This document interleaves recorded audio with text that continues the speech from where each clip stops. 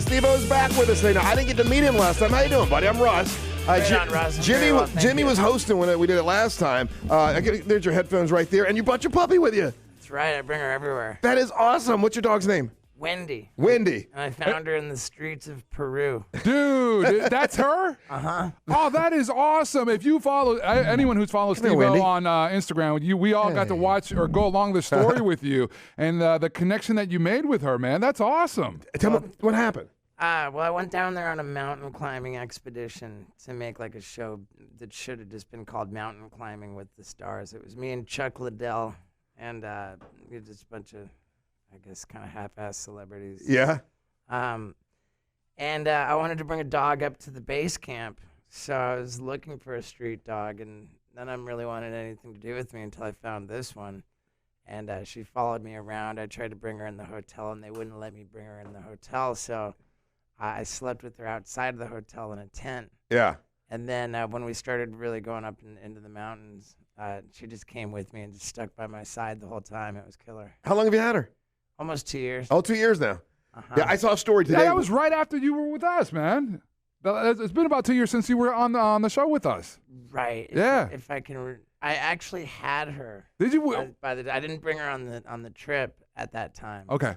But yeah, we had to wait for the show to come out until I could put it all out. Have you? Oh yeah, you couldn't talk about it because it was a secret for the show. Have you Right. always owned dogs your entire life? Yeah, I mean, I typically had a dog. Growing up? Family dog, yeah. The reason I said that, there's a story out today where Nicole Kidman says she got a dog for the first time in her life. She's never had a dog ever, and and I'm like, man, I grew up always having dogs. I can't imagine not having a dog in my life. But Right. when you were a kid, did you have one, like a favorite dog? I don't know about that. No? I mean, yeah, we had like one dog with the family. Now my girl and I have 4 dogs and Oh, really? 2 cats. We just fenced in our backyard so that we can have goats and chickens, and Yeah. yeah, it's pretty rad. Hey, isn't it funny? You came up this week in the news feed, like this show prep news feed for all the radio Sure. stations, with this whole thing with Steve-O to complete the bottle cap challenge using his penis, which is funny. But how funny is it when people read it and they see it's Steve-O and it's like, oh, okay, that's fine. Like, it's not like there's outrage. If it were Brad Pitt had done it, people would be going crazy, but it's Steve-O and it's like, okay, that's cool. Like, people didn't really get mad, did they? Oh, I don't know why anybody would get mad at that. Yeah. But yeah, it was funny. I had somebody nominate me, and I wouldn't have cared. I had a couple of people nominate me, but it was the guy who used a dildo as and then I said, I'll accept the challenge, but do you mind if I use my actual wiener? And Do you mind? Excuse me, sir. I'm asking for consent, please. I'll be honest with you. You nailed it, Steve-O. I mean, Yeah. as I'm watching it, you pretty much nailed it. All we've done is watch your wiener this morning. Did you put it on the website? Because I was going to yesterday, and I don't think I did. But I wasn't sure if I could put it on the website. Well, it's blurred out, It's blurred dude. out. It's not like you. Not in my mind. it crossed my mind that I should take it down while I'm still ahead. Because it wouldn't be the first time. Like, I post plenty of things that initially do fine, they stay up, and then for whatever reason, weeks or months down the road, all of a sudden I find out you're in trouble. Yeah. It bites you in the ass later, not right away usually. Steve-O, a good point on that. Someone just texted that exactly that thought process. Is there anything, with everything that you've done, your entire career, because you're a majority of your career, it's been in front of a camera, doing the most ridiculous things. Is there any one singular moment that stands out that if you could take it back, redo it, or do it differently? I mean, mostly when I think of regrets, it's in my personal life. Yeah. There's one tattoo that I could go back and not get. But you can cover them up, man. Well, right, but just yesterday, actually, I posted a video called "The Tattoos I Regret Most," and I was kind of nervous about even putting it up because about a year ago, I got dragged into this whole outrage culture. Yeah. Kind of like, there's a concerted effort to really damage me and try and, ruin my career over this terrible tattoo that I got. Oh God! Now I got to know. Is that bad? What is? It was bad.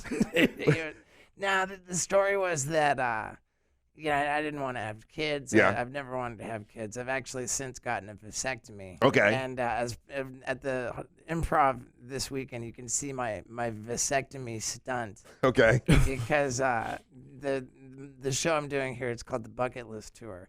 And what the bucket list is jackass ideas that were so over the top. That you couldn't even do them? Well, I never even thought I would consider doing that. Okay, yeah. They were so over the top. Yeah. And ultimately, I decided, screw it. Now I'm in my 40s. I better hurry up before it gets creepy to watch me do this stuff. And so I've been knocking out these stunts, and I made a whole comedy show out of it. And after each bit in the show, I screened the footage. Oh, okay. So the vasectomy Olympics is one of the items on this list. But in any case, not wanting to have kids, I was many years ago, 2006, getting really drunk with my friends. Uh-huh. And I said, maybe I'll get a tattoo of a baby with a circle and a slash going through it, like. Okay. Oh no. Okay. Yeah. And then we just kept drinking and getting more. All of a sudden, I'm like, oh no, I'll just get a tattoo that spells out the word F babies.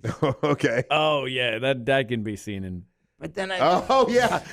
Yeah. But then I thought, oh man, I've already got so many words all over me. I don't want to turn into a book making people read. Uh-huh. So I ended up getting a tattoo of a guy effing a baby. Oh. Oh no, you did not. Yeah, and it did not take me long to realize. Hey, this might not have been a good idea. Well, right, and now I knew that it was an outrageous, over the line, Uh-huh. terrible thing. But getting dumb, regrettable tattoos for me has essentially been sport. It's been Right. it's been a hobby of mine for decades. Have you thought about changing it to something else? Oh or? no, I did. You did? Okay. I did. What happened was, I knew that this was, a reckless stunt. Yeah. I've always gotten my tattoos really for shock value. Sure. To make people laugh. When did you start doing that, Steve-O? My first one. When you were a kid, when did you realize shocking people was going to make them laugh and like you? Oh, that was. Shoot. By the time I was 8. 8? Okay. Yeah. But in any case, it's always been kind of for the reaction it's gonna get, and people are gonna laugh or be shocked. It's always been to kind of entertain people. Yeah. But the thing was that when I got this baby tattoo, Yeah. I stepped outside of the tattoo parlor, and the very first people coming down the sidewalk, Yeah. they recognized me. They were excited to see me. Steve-O. I'm all drunk. I'm like, oh yeah, check out my new tattoo. And even as drunk as I was, man, I could tell by the look on their faces that, It's just. that this was the opposite. This did not Yeah. make them feel good. It really I could tell by the look of horror on their It was face. offensive. Right. Yeah. So in a very short time, I ended up back at a tattoo parlor, and I drilled over it myself. Yeah. I just turned this baby into a black blob. So I've got this dude in this black blob, and Wow. That's all you could think of was a black blob? well, I just wanted to cover that baby up. So, Gotcha. Yeah. I didn't even give it any thought. I was just make it go away. It was such a bummer. And so then I ended up showing the cover up I did to my buddy Bam Margera. Yeah. And he says, all right, you should turn that blob into an ostrich. And so we were laughing. So Okay. You guys are really bad at that. So we went and met up with Kat Von D, Uh-huh. the tattoo artist. Yeah. And again, this was still 2006. Bam drew the ostrich. Kat tattooed it. And so I got this guy. He's going to put it be on camera here in a second. Oh, there it is. And It looks pretty good, actually. right. That, I mean, it looks like an ostrich, yeah. right. I ended up burning half of it off. Uh-huh. Totally by accident when I did this stunt where As you do. where I laid down in a bed of rocket engine fuel. My buddies lit it. Damn, Steve. Which is another one that you can see at the Hollywood or the Orlando Improv. Improv this weekend. By the way, Steve-O's here with us. You know him from Jackass, and he's going to be at the Improv all weekend long with a stand-up comedy show. With a multimedia show that is Multimedia show. Yeah, because after each bit, again, I screen the stunts. Yeah, I screen the actual footage. So you'll see this stunt, which ended up in me having skin grafts on 15% of my body. Oh God. Yeah, and that's it's heavy. Do you, like, how do you pitch these stunts? It starts off, okay, like, all right, what are we going to do? We could get some gas. We could light it on fire, run through it. Okay, no. Let's up it. Rocket fuel. Let's do rocket fuel. Let's do rocket fuel. And I feel like every bit would just end in, like, let's murder suicide, right? Let's blow our faces off, right? Right. Woo! I mean, in that case, what I was aiming to do was blow up my living room. Because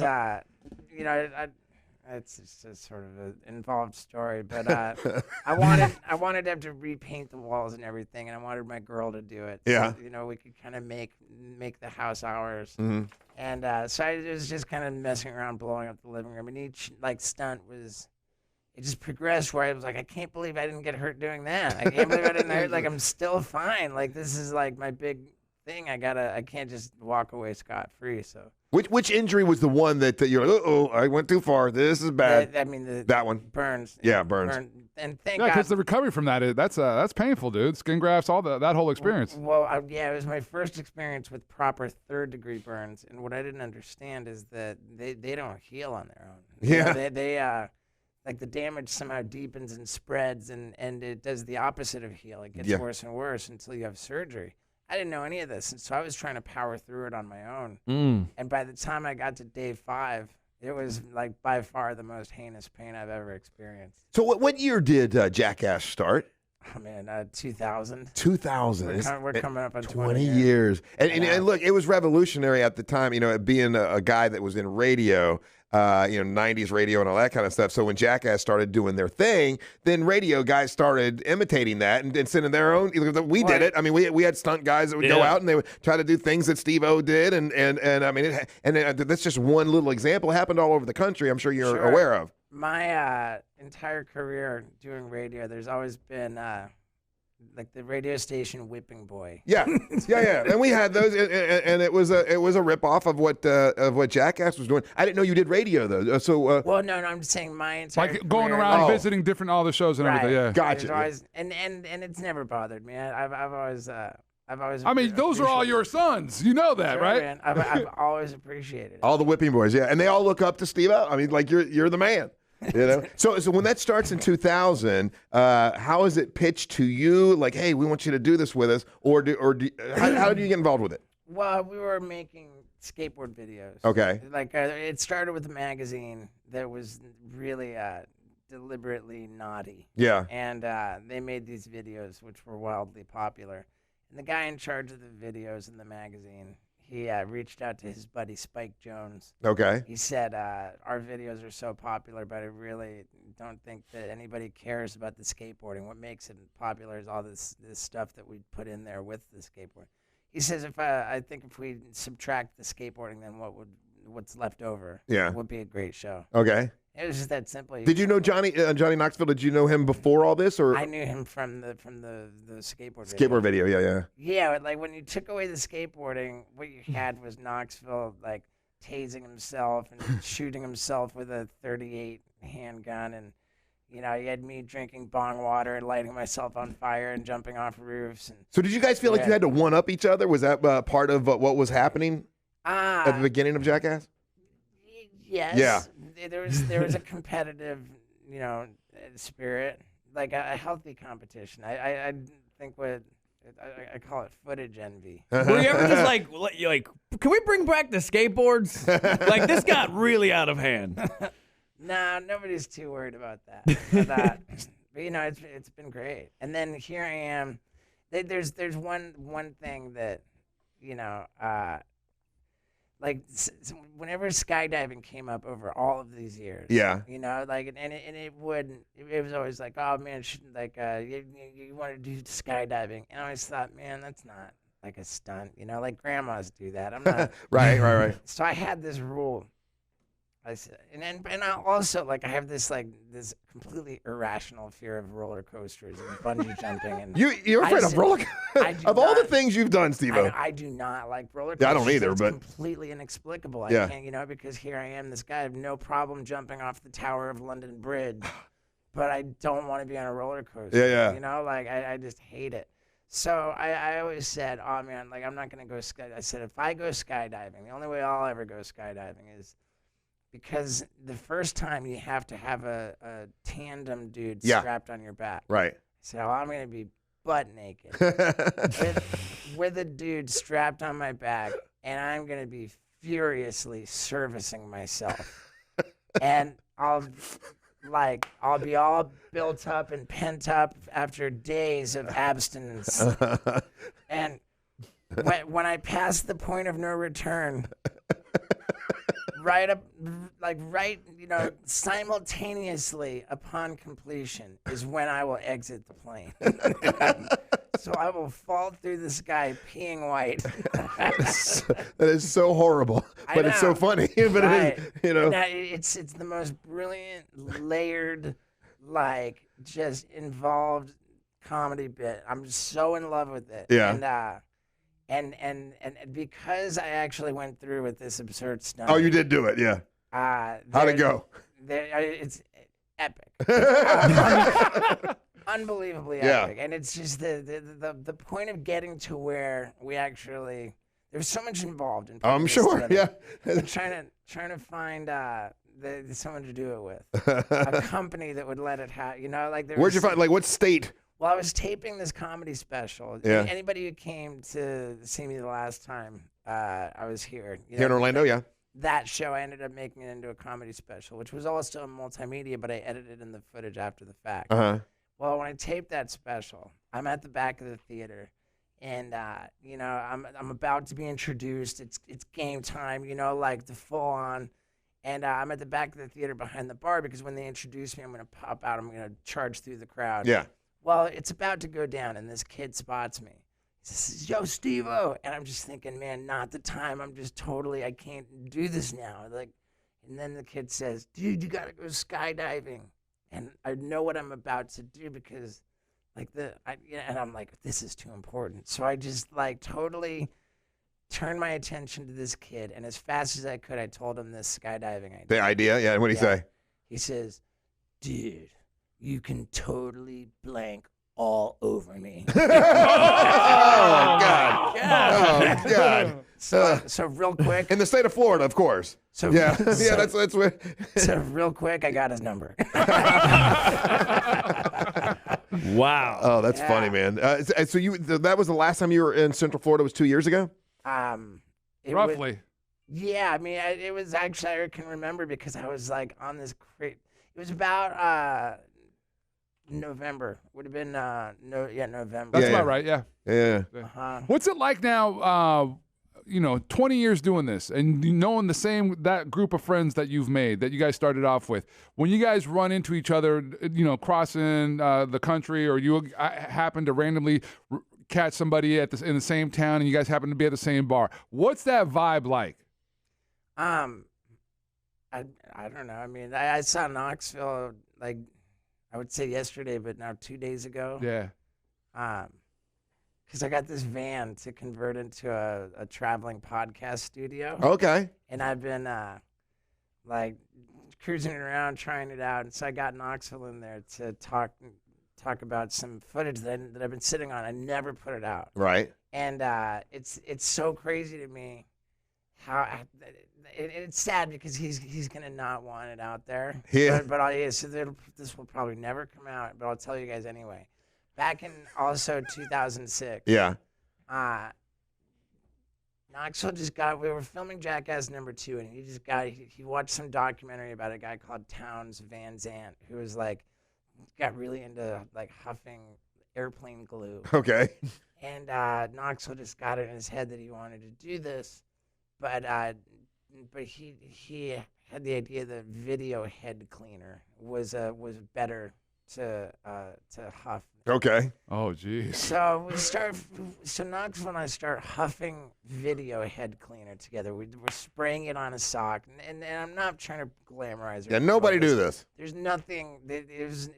It's just awful. Yeah. We did it for like a few days. Yeah. While we're doing it, it struck me as a funny idea that we should go to a tattoo parlor and get matching tattoos of the logo on the can of Video Head Cleaner, which we're huffing.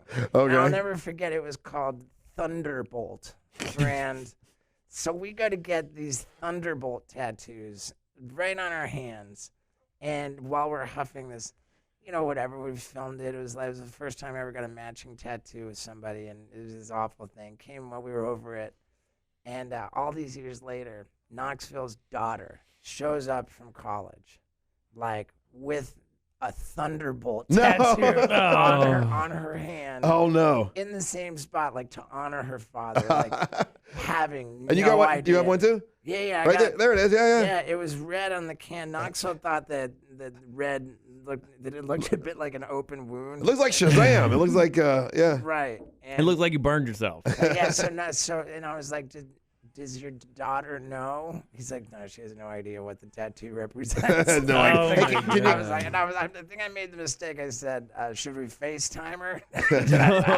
I'm sure you have a bunch of television stuff to do. Can you stick around for one more segment, do you think? Sure. Okay, all right. Steve-O's with us. He's going to be at the Improv all week long. We're live on our YouTube channel, by the way. You can go check us out at Real Radio Monsters on YouTube. And there's going to be legal waivers posted all over the venue because this show is so utterly, explicit, X-rated, and absurd.